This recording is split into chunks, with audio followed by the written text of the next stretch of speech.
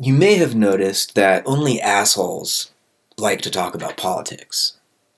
I'm not necessarily saying that I'm not an asshole, but I'm embarrassed when I talk about politics. I don't like to do it, which may sound strange to those of you who follow me on Twitter or know me in real life.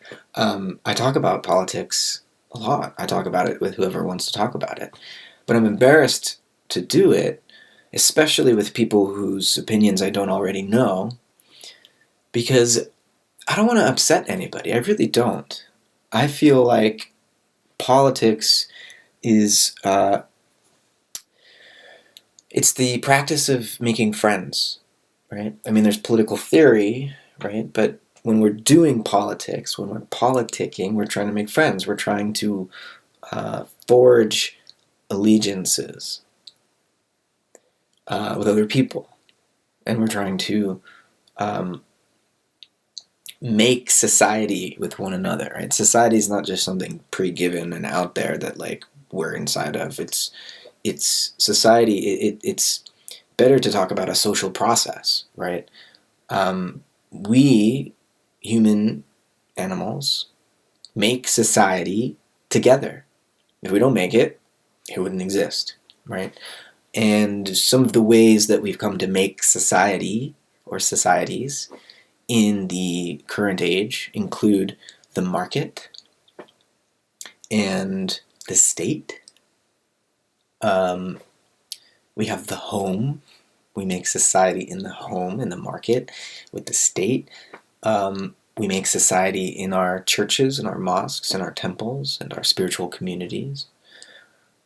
And maybe there are more ways that we make society together, but somehow, right, all of these spheres of um, society making or sociogenesis, they hang together as a whole, right? Because we're all human beings who partake in each of these spheres, more or less, and we try to make ourselves whole in the context of existing on planet Earth beneath the sky, which is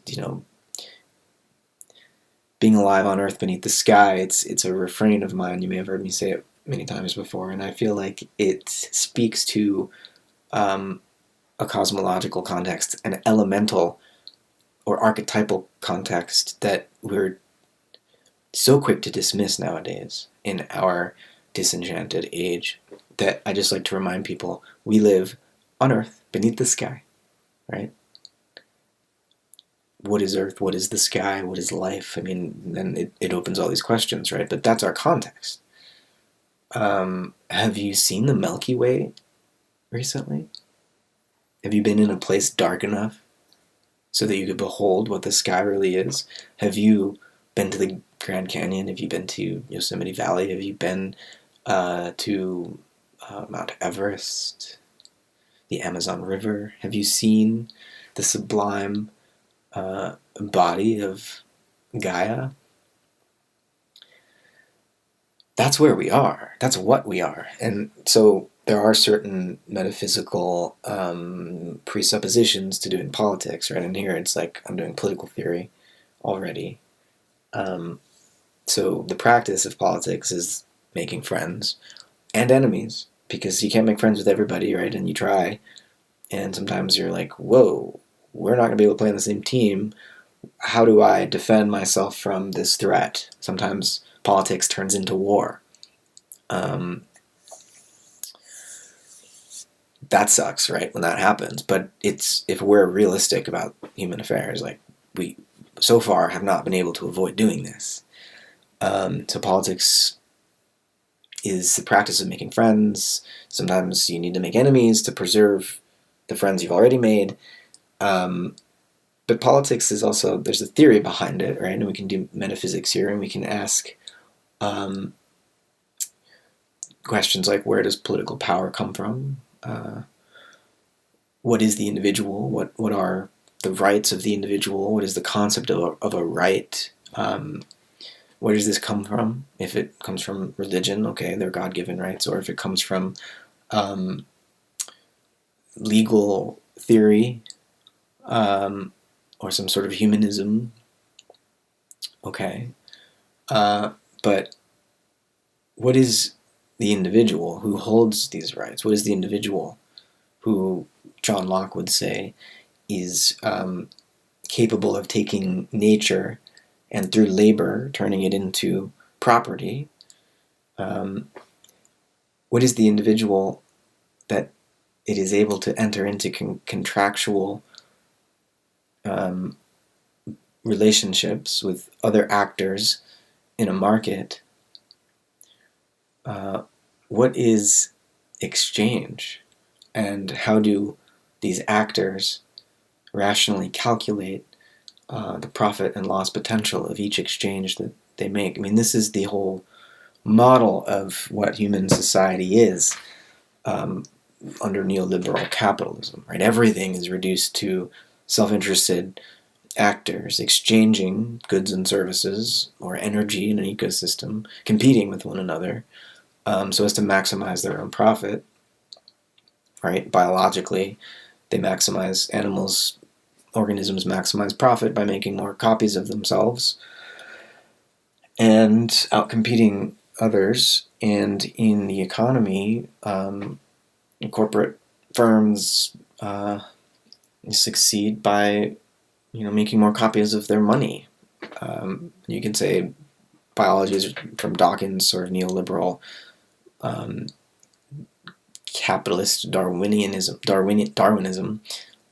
You could say really it's on organisms that are trying to make copies of themselves. It's their genes, their selfish genes, and in the economy, money is trying to make copies of itself. And so these corporate firms and the humans that make them up we're just the sort of lumbering robots carrying money along, enabling it to make copies of itself. That's the model of the capitalist economy. So, of course, I think that model is hopelessly, violently abstract and wrong. All models are abstract, right? But I think we can do a better job of doing political theory when our models are less violent. And I think the idea of Homo economicus, right, the idea of the human being as a rational actor calculating profit and loss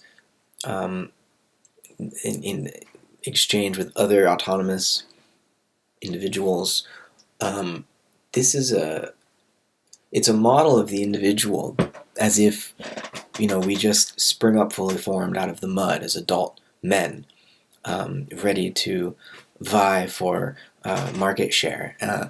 When in fact we're born, we have to be gestated in our mother's bellies in the womb for 9 months, and then taken care of for decades before we're ready to fend for ourselves in the free marketplace.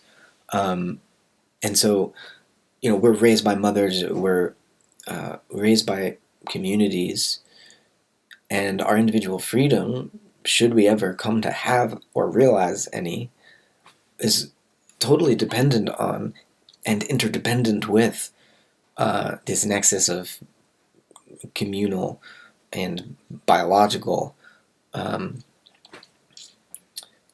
care, right? So the idea of it's a liberal theological model. Theological, well, it is political theology as much as it is political theory, right? This Lockean liberal understanding of property owning, rights-bearing individuals in a state of nature under a social contract. This whole model, I think it's totally broken down by this point, right? It's not like anyone really thinks we can govern ourselves. We know that this doesn't fit who and what we are, where we are, when we are. So, the Anthropocene is going to bring with it a totally new form of political organization, totally new political imaginary and social imaginary, new idea of what it means to be a human. And are we ready for that? Well, if you look at the contemporary American political scene, it's clear that we're not ready for that. There's some pretty serious bugs, system errors in our system. I mean, I don't know. The first one is that the corporate duopoly has complete control over mass media, um, and third parties are forbidden and shamed.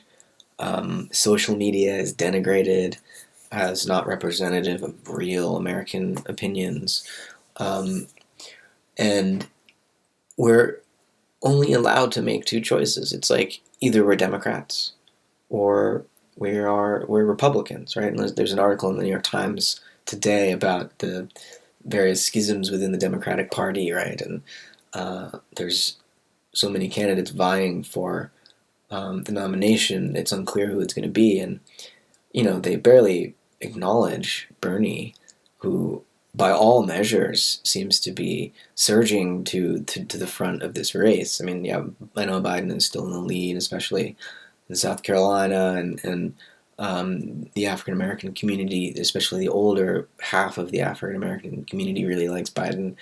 Um, this is his so-called firewall, right?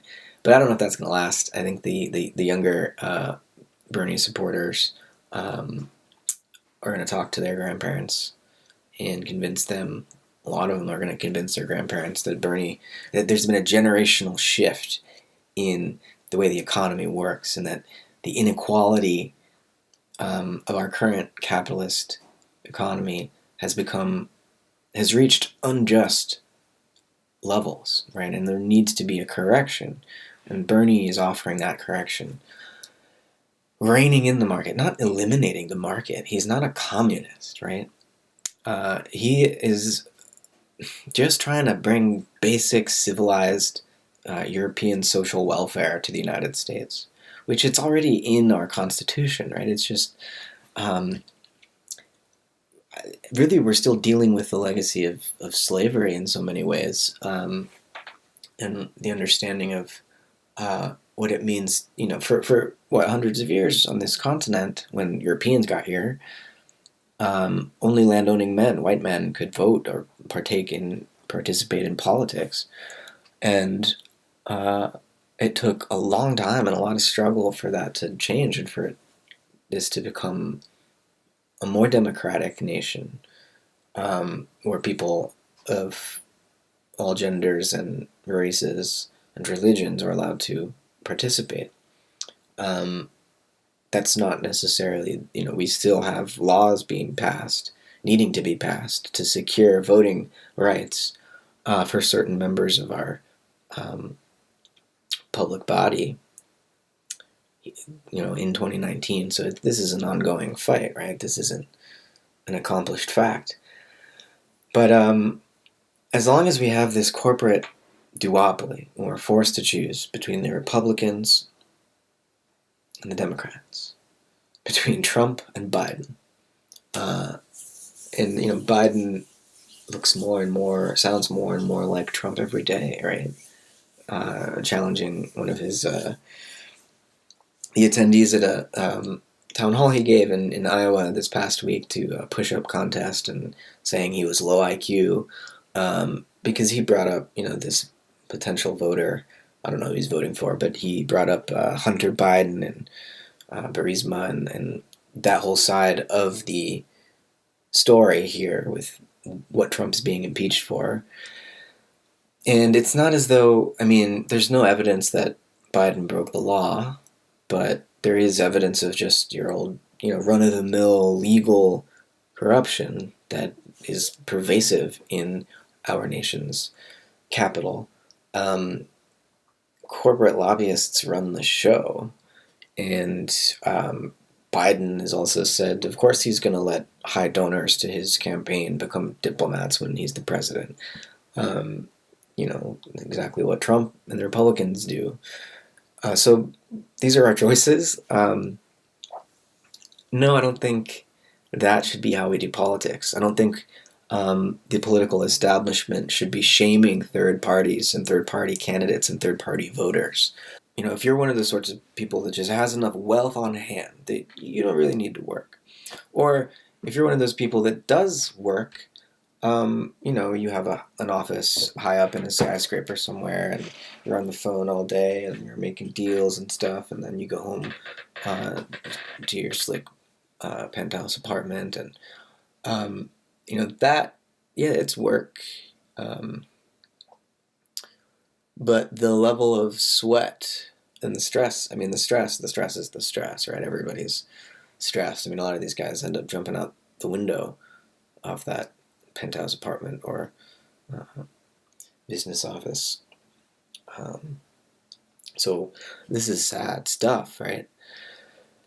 The marketplace, the jungle, the civilizational experiment gone wrong that we're now trying to survive as it collapses all around us. What are we to do? I think we are to vote for Bernie Sanders. Why? Because the sort of America and the sort of Earth community that he imagines is one where, you know, you and everyone you know is going to be lifted up, right? He's not campaigning to protect the interests of corporations, the interests of the military-industrial complex, the interest of, you know, billionaires. And it's not that billionaires as individuals are bad people. Michael Bloomberg is a human being. Jeff Bezos is a human being.